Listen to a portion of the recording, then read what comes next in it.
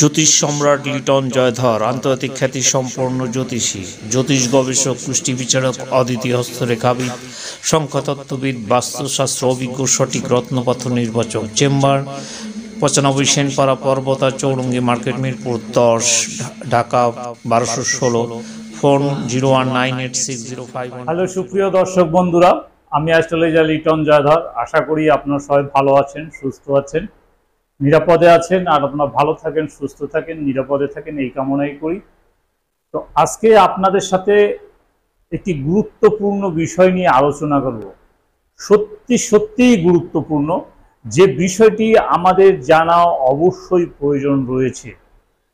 কারণ এই জ্যোতিষশাস্ত্র আমরা গ্রহ নিয়ে কাজ করি, আর এই গ্রহেরই যদি শত্রুতা মিত্রতা আমরা না জানি, অর্থাৎ কোন গ্রহের সাথে কোন গ্রহের শত্রুতা, কোন গ্রহের সাথে কোন গ্রহ মিত্রতা এবং কোন গ্রহের সাথে কোন গ্রহ সম, সেই বিষয়টি যদি না জানি তাহলে জ্যোতিষশাস্ত্রের যে মূল বিষয় সেটি আমরা জানতে পারবো না।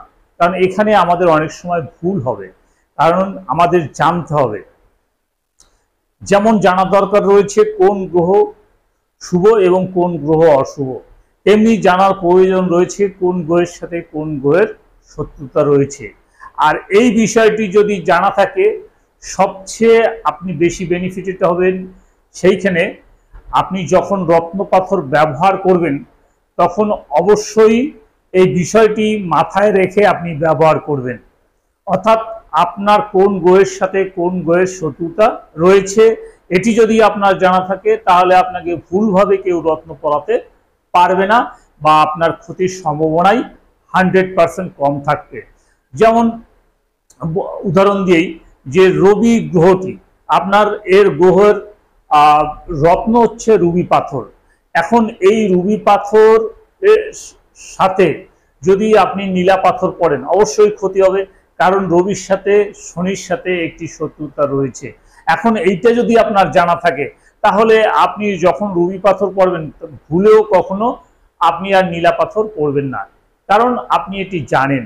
কাজে ভুলভাবে আপনাকে আর কেউ সাজেস্ট করে অন্য পাথর পড়াতে পারবে না। এটি হচ্ছে আপনার সবচেয়ে বেশি বেনিফিটেড। তো আমি এই বিষয়ের উপরে আমি এখানে একটি ছক তৈরি করে রেখেছি, যে গ্রহের শত্রুতা এবং মিত্রতা। তো এখানে আমরা আলোচনা করব। তো এখানে লেখা আছে গ্রহ, তারপর লেখা আছে গ্রহের মিত্র গ্রহ, শত্রু গ্রহ এবং সমগ্রহ। আর আমাদের গ্রহ হচ্ছে মোট 9টি, যেমন রবি, চন্দ্র, মঙ্গল, বুধ, বৃহস্পতি, শুক্র, শনি, রাহু, কেতু। এই 9টি গ্রহ নিয়েই জ্যোতিষীরা গবেষণা করে থাকে বা আলোচনা করে থাকে, বা সমস্ত কিছুই করে থাকে এই 9টি গ্রহ নিয়ে। এরপরেও আর যে 3টি গ্রহ, ইউরেনাস, নেপচুন, প্লুটো, সেটার কার্যক্রম আস্তে আস্তে আসছে জ্যোতিষশাস্ত্রের ভিতরে।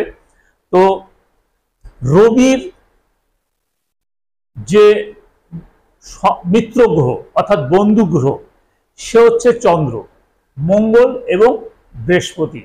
অর্থাৎ যেখানে চ লেখা আছে যে চন্দ্র, যেখানে ম লেখা আছে যে মঙ্গল, যেখানে বৃ লেখা সেখানে বৃহস্পতি।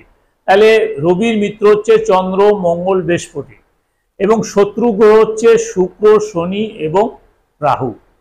তাহলে রবির সাথে আপনি কখনো শুক্রের রত্ন, শনির রত্ন এবং রাহুর রত্ন ব্যবহার করবেন না, তাহলে আপনার ক্ষতি হবে। সমগ্র হচ্ছে বুধ, কারণ রবির সবচেয়ে কাছের গ্রহই হচ্ছে বুধ, এই জন্য বুধকে সমগ্রহ বলা হয়েছে। আচ্ছা, এরপরে যে গ্রহটি রয়েছে সেটি হচ্ছে চন্দ্র। চন্দ্রের মিত্রকে, চন্দ্রের মিত্র হচ্ছে রবি, বৃহস্পতি এবং মঙ্গল। এই 3টি গ্রহ হচ্ছে চন্দ্রের মিত্র গ্রহ। এখন চন্দ্রের কিন্তু কোনো শত্রু নেই, চন্দ্রের কিন্তু কোনো শত্রু নেই। সমগ্র হচ্ছে রবি, বুধ, শুক্র, শনি। অর্থাৎ এর যে সমগ্রহ বলতে হচ্ছে এর যে শক্তি, এদেরও সেই সমশক্তি রয়েছে, পাওয়ার রয়েছে। মঙ্গলের মিত্র হচ্ছে রবি, চন্দ্র, বৃহস্পতি। এই তিনটি গ্রহ হচ্ছে মঙ্গলের মিত্র গ্রহ বা বন্ধু গ্রহ। এর শত্রু হচ্ছে বুধ, অর্থাৎ বুধের সাথে কখনো মঙ্গলের রত্ন পরা যাবে না, আবার মঙ্গলের সাথে বুধের রত্ন পরা যাবে না। সমগ্র হচ্ছে শুক্র এবং শনি। এবার আসি বুধ। বুধের মিত্র হচ্ছে রবি, শুক্র এবং শনি। কেন বুধের মিত্র রবি বললাম? কারণ রবি খুব কাছের গ্রহ হচ্ছে বুধ, এই জন্য রবিকে বুধের মিত্র হিসেবে ধরা হয়েছে। আর বুধের শত্রু হচ্ছে চন্দ্র। এখন আপনি বলতে পারেন যে চন্দ্র কেন শত্রু? বুধ হচ্ছে বালক গ্রহ, আর চন্দ্র হচ্ছে মাতৃকার গ্রহ। অর্থাৎ মা যখন সন্তানকে কেয়ারটেকার করে, অর্থাৎ সন্তানের যদি কোনো অপরাধ দেখে, যখন মা শাসন করে, তখন সন্তান কিন্তু মাকে শত্রু মনে করে, মা কখনো সন্তানকে শত্রু মনে করে না। এই জন্য বুধ হচ্ছে সন্তান, বুধের শত্রু হচ্ছে চন্দ্র, সেই হিসেবে চন্দ্রকে শত্রু বলা হয়। তারপরে সমগ্র হচ্ছে মঙ্গল, বৃহস্পতি এবং শনি। বৃহস্পতির মিত্র গ্রহ হচ্ছে মঙ্গল, রবি এবং চন্দ্র, এবং শত্রু হচ্ছে বুধ, শুক্র এবং সমগ্র হচ্ছে শনি। অর্থাৎ বৃহস্পতির সমগ্র হচ্ছে শনি। শুক্রের মিত্র গ্রহ হচ্ছে বুধ, শনি এবং কেতু, এবং শত্রু গ্রহ হচ্ছে রবি, চন্দ্র এবং রাহু, এবং সমগ্র হচ্ছে মঙ্গল এবং বৃহস্পতি। শনির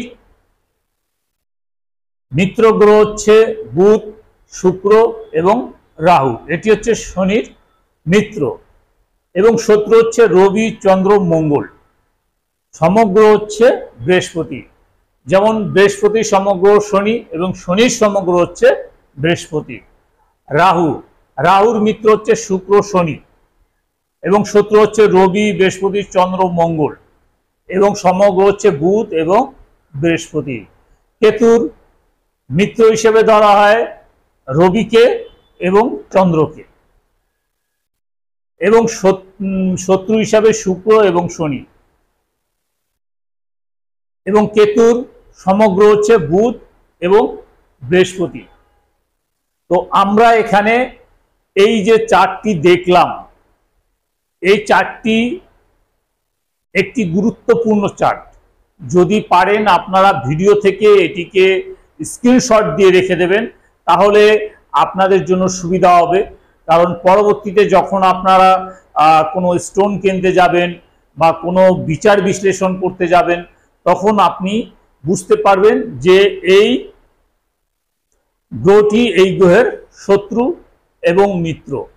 যেমন জন্মছক যখন আপনি বিচার করতে যাবেন, দেখা যাচ্ছে শনি এবং রবি এক ঘরে বসে রয়েছে, রাহু এবং বৃহস্পতি এক ঘরে বসে রয়েছে, তখন আপনি সহজেই বুঝতে পারবেন যে এরা শত্রু, পরস্পর শত্রু, এরা একই ঘরে বসে রয়েছে।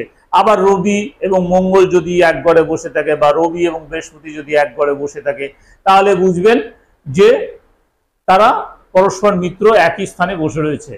এখন এর দৃষ্টিতেও ঠিক একইভাবে বুঝতে পারবেন যে শুভ গ্রহের পর অশুভ গ্রহের দৃষ্টি পড়েছে, বা অশুভ গ্রহের পর শুভ গ্রহের দৃষ্টি পড়েছে, এটি আপনার সহজেই বুঝতে পারবেন।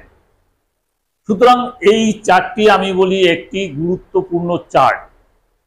এই চারটি অনেকেই আপনার ইউটিউবে দেয় না, বা ইউটিউবে আমি মনে করি নেই, থাকতে পারে আমি জানা নেই, তবে হয়তোবা যদি থাকে তাহলে তো ভালো, আর না থাকলে আপনারা এটি দেখে আপনার সহজেই আপনার সমস্ত কাজগুলি করতে পারবেন। কারণ গ্রহের সাথে গ্রহের শত্রুতা, মিত্রতা অবশ্যই জানতে হবে জ্যোতিষশাস্ত্র জানতে হলে, বা কোনো ভাব বিচার করতে গেলে, বা পুষ্টি বিচার করতে গেলে এগুলি অবশ্যই জানতে হবে। তো আজকের যে আলোচনা এই পর্যন্তই। যদি ভিডিওটি ভালো লাগে তাহলে একটি লাইক, একটি শেয়ার, একটি কমেন্ট করবেন এবং পরবর্তীতে কি ধরনের ভিডিও দেখতে চান আমাকে লিখে জানাবেন। আমি সেই অনুযায়ী ভিডিও বানিয়ে আপনাদেরকে উপহার দেওয়ার চেষ্টা করব। পরবর্তী ভিডিও পর্যন্ত আপনারা সবাই ভালো থাকুন, সুস্থ থাকুন, নিরাপদে থাকুন, এই কামনা করে আজকের মতো বিদায় নিচ্ছি। সবাইকে অনেক অনেক ধন্যবাদ।